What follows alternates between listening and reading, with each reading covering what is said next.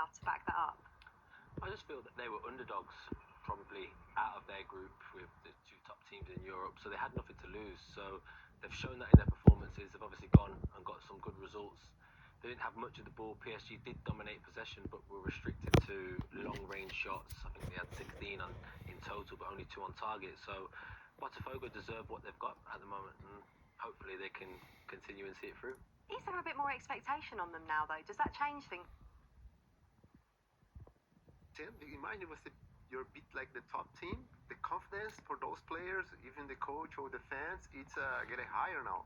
And then, of course, Botafogo can do much better, especially in terms of attacking.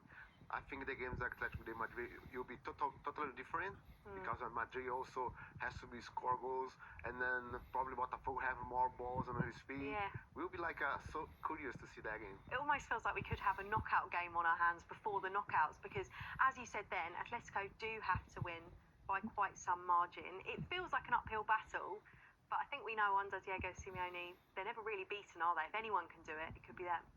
No, they're not, and that's the way that they set up and the way that they play. I just feel that, are they a team that goes and win 4-5-0?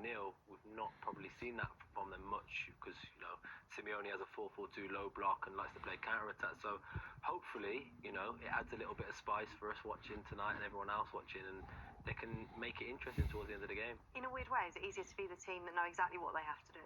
Because there's a bit of uncertainty, isn't there? When you're going into a game like this, do you want to know, okay, we've got to do that, and if we don't, we're out?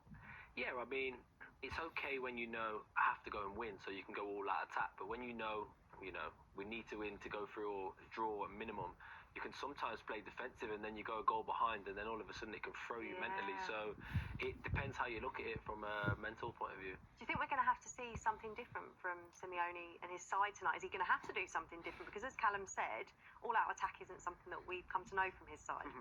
Yes, definitely they need it, especially the players in the middle. They need to create more opportunity. The strike has to score goals.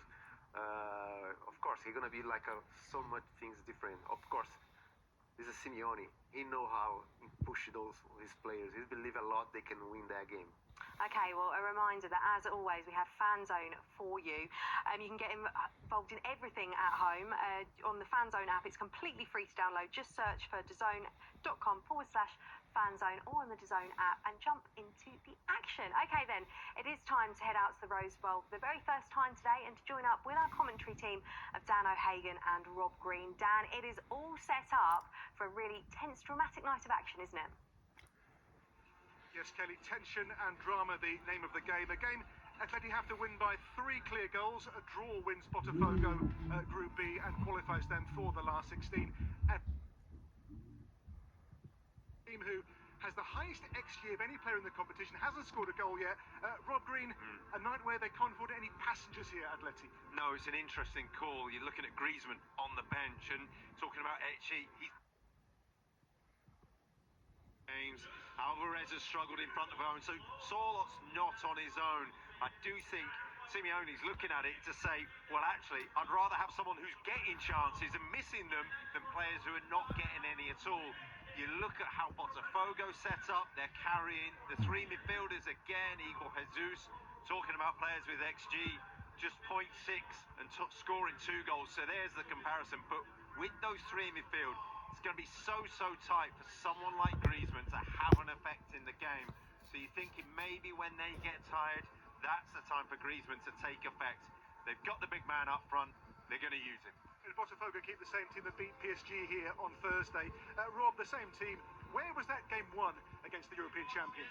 The defensive knowledge, they had that opening 10 minutes where they suffered. They suffered out wide, and you look at how Atleti are going to play, and you look down the right-hand side, Simeone grew up as a centre-forward, Llorente at right-back, he's a midfielder. So it's attack-minded down that right-hand side, and you're looking for Atleti to say, we're going to attack them there.